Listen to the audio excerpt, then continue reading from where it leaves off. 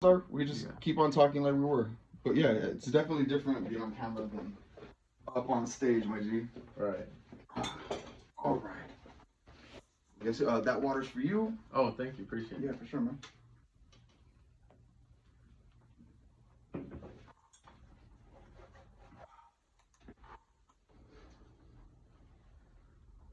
All right. So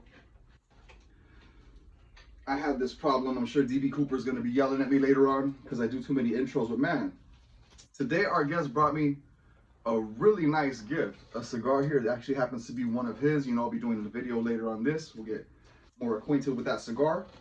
But for everybody tuning in, this is the Under the Street Lamp podcast with the Nella fellas. Unfortunately, my co-host DB Cooper couldn't be here today. He's out there fighting crime as usual.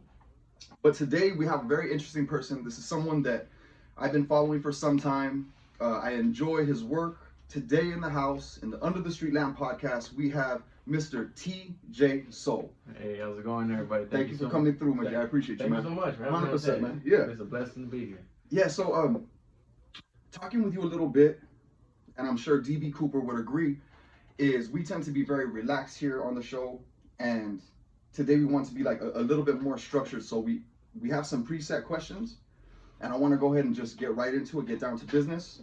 Okay. So Mr. TJ Soul, first of all, where did you grow up?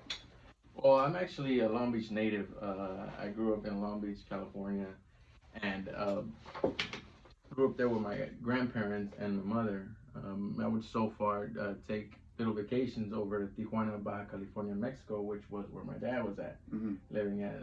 I didn't have my father here till later on in the years. Okay. So I was raised in half of my life in Long Beach and half of it in Tijuana. That's interesting, bro. That makes an interesting combination. Yeah. I gotta say too, just this is off script, but your style, man, your style is very, it's very different, man. It's very, what do they call it, eclectic, very mixed, and that kind of makes sense with the geography you're talking about. Yeah. Okay, I got you. So grew up Long Beach, between here and Baja. Yeah, Baja. All right, okay.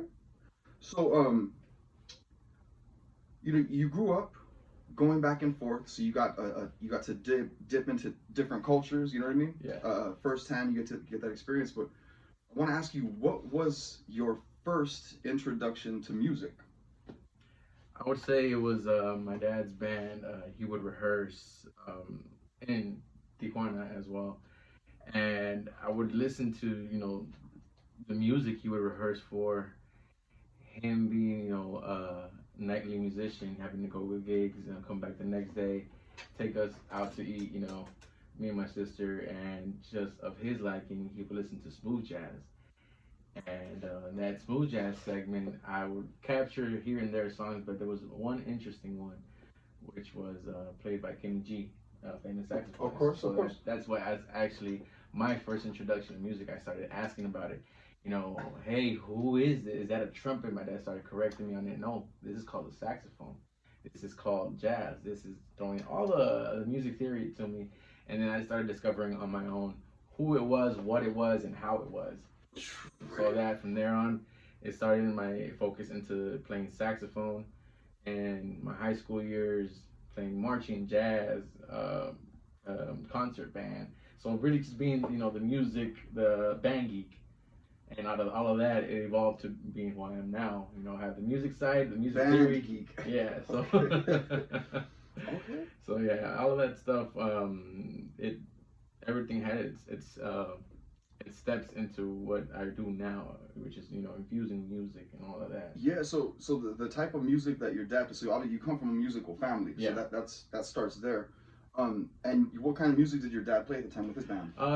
He would play either it was in the 80s. So what was on the radio in Spanish, but it was really a lot of romantic, ballads. So okay. All the old school, what our parents probably listened to.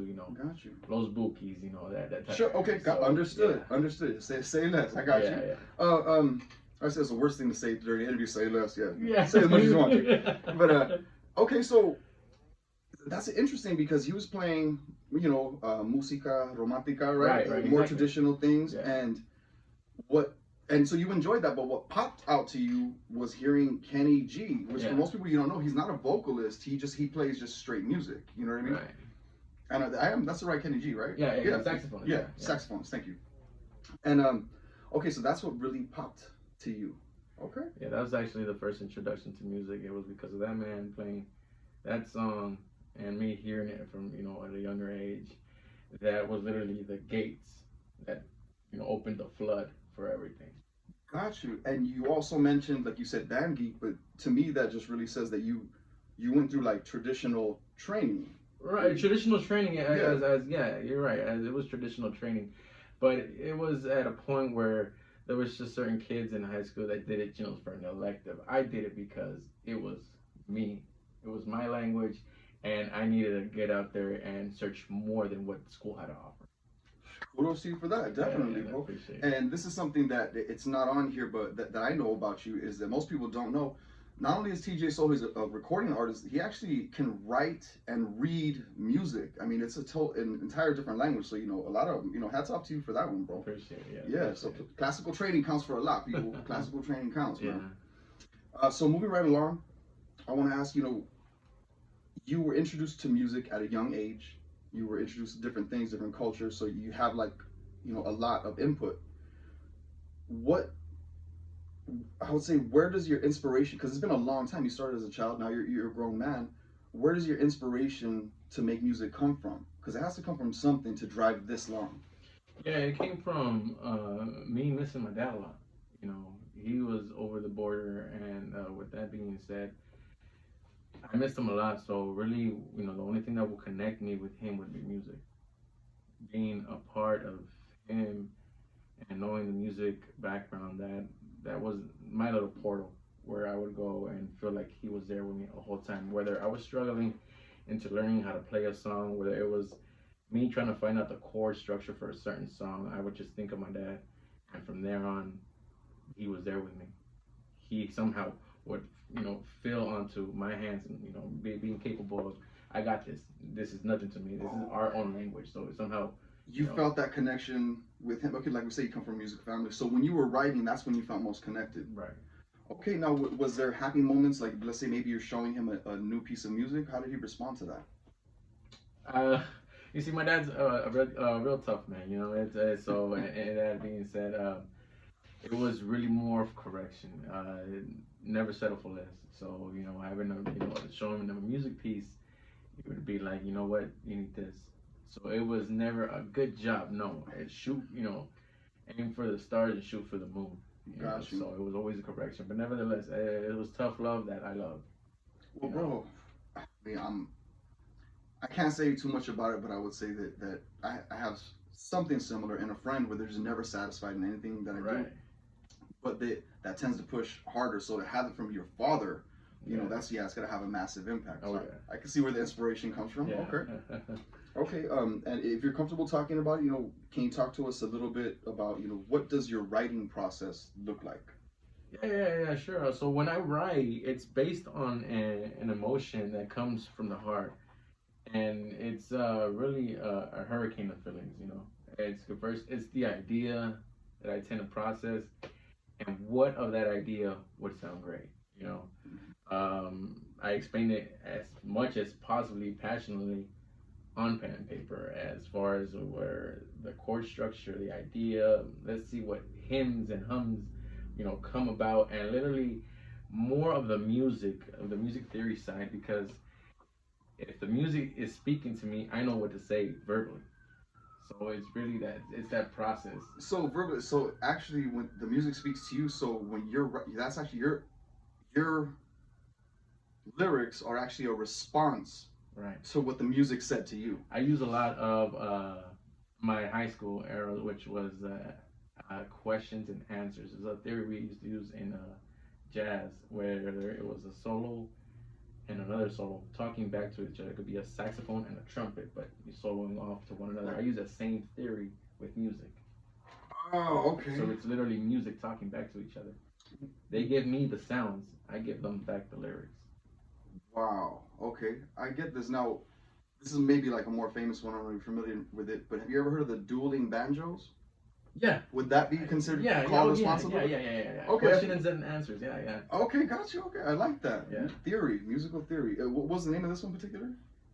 For which one? For the questions and answers, or is it just called the questions and answers? Oh, it's This is part of music theory. Yeah, it's part of music theory. Yeah. Okay, got you. I'm gonna write that as a quick note.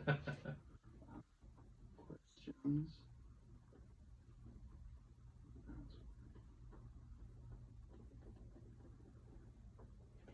Music. All right, sorry about that, audience. Okay, so okay, here's a good one. This is which I've been curious about for a while. How did you come up with the name TJ Soul?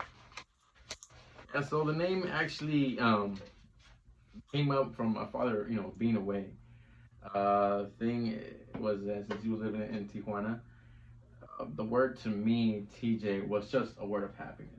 It was my everything. Every time they would mention TJ, I would just spring up and show that emotion that I'm gonna go get to see him. I'm gonna, explain to him. I'm gonna foretell my stories of my challenges with music, but everything was music evolved. That was the whole structure of TJ. I had to make sure I kept that in my name and in my race. So the word soul, that actually was a triumph, because in music, everything that I've ever given to music has been my soul. It's a fingerprint of me, of certain parts of my life that I leave back as a memory. So every single song is mostly a memoir of what I've gone through. Got you. So TJ Soul. So TJ as a location was just a place that brought you joy. You knew that that's what Pops was. Okay. And then soul is kind of like what you put into every song. The answer of how did I get through music? My soul. That's what I gave. I like what you said that you compared your soul to your fingerprint. Yeah. I like that. Very unique. Okay. Here's another one that I was excited to ask about.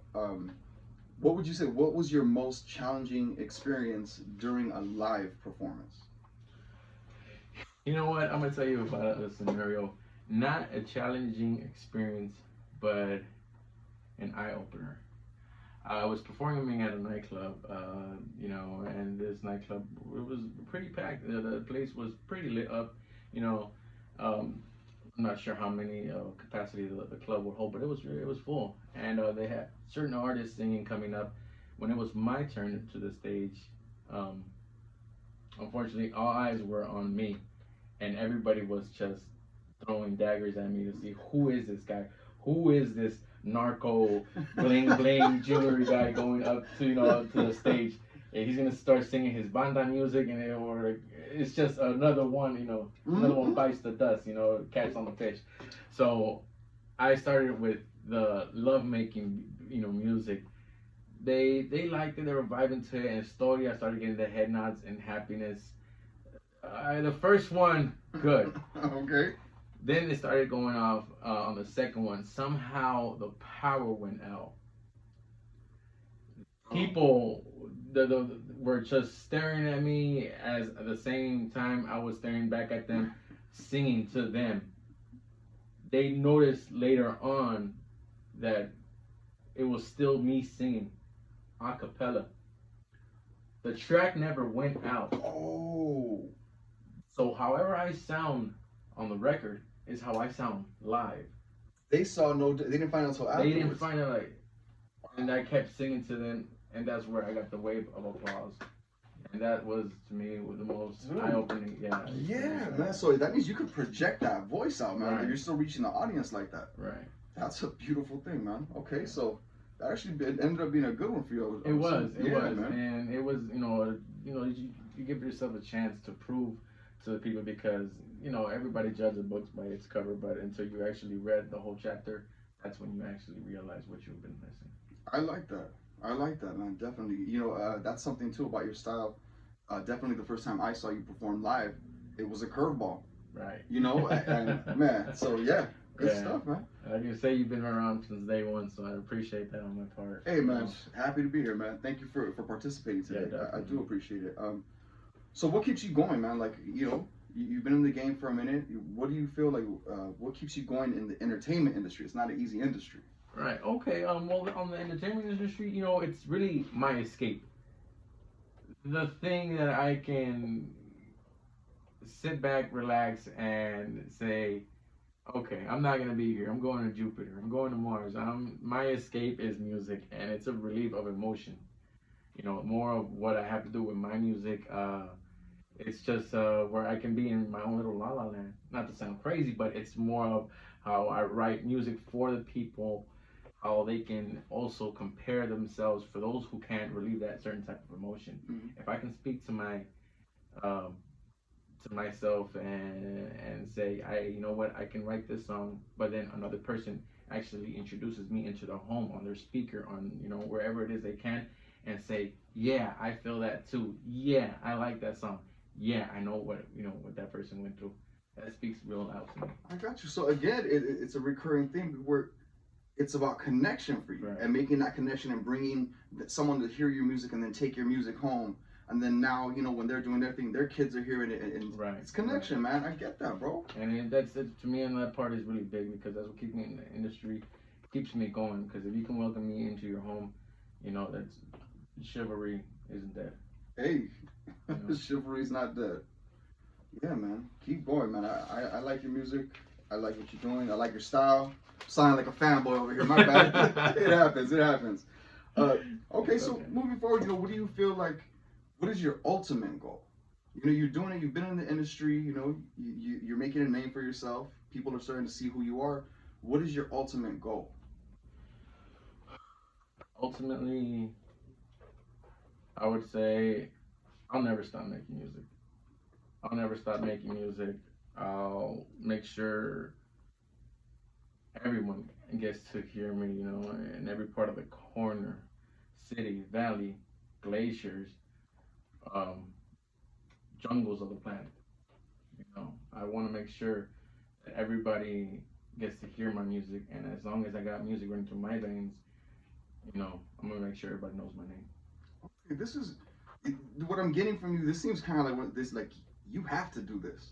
Yeah. You got to do this. Okay, because a lot of people, they get nervous when they have to perform on stage live.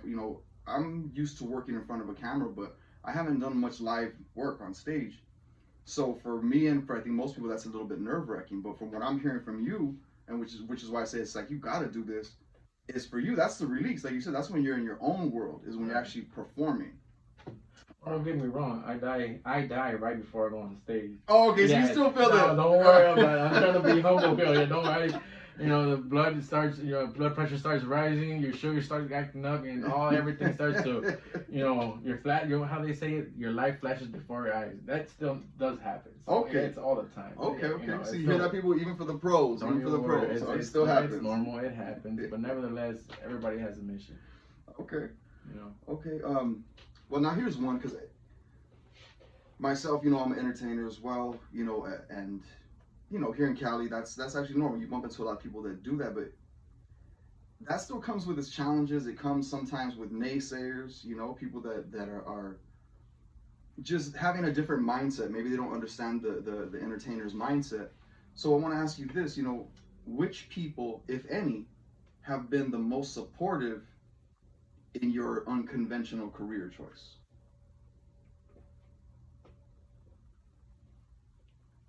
This career choice that I took, and the people who were on board with it because they saw how you say as well, I'm able to move crowds around, I would say, is my wife and my parents. That's a beautiful thing, man. Yeah. That's a beautiful thing that the people closest to you are being supportive. That's not always the case, man. Yeah, it's always rough because it's, as all the famous artists now say, this industry is cut, but it's the ones that you can cut with are the ones that count. Say my day ones. 100%, man. Thank you, man. That's a beautiful thing. People out there just realize that, homeboy, when I asked that question, it's his wife and his family. I'm happy for you, man, that your family supports you in this, that your wife supports you, that I feel like all that can do really is just help to continue to keep your goals in sight and just keep pushing forward, man. Yeah, man. Good shit. I'm glad you guys were supporting there, G. I support you too, 100%. Now, we're going to close it out more like with some fun stuff. This is just something I personally enjoy. If you know me, I'm on YouTube listening to all kinds of interesting stories, from the high strangeness to just basic serial killer stories. Oh, okay, so Sorry, I'm rambling here, but No, it's fine. what I want to get at is, have you ever in life seen something that was not easily explained? Any kind of a paranormal experience that is just off the chain? Like, if you hadn't seen it yourself, you wouldn't have believed it. Oh yeah. Okay. Ooh. So there's more than one. Okay. Yeah. Talk to me. What you got on your mind? The music industry. Paranormal experience in the That music has industry. been a paranormal experience for me because I don't understand how is it that there's people in this industry that have, and I'm not taking shots on anybody. You know, everybody, you know, either face it till they make it or whatever the case is, but have had the funds, and I'm gonna shoot on that, but have no talent. I mean, if it's the music that they make nowadays, music. Mm-hmm. I'm not trying to hear to my own horn, Adam, but how are they able to play that stuff on the radio?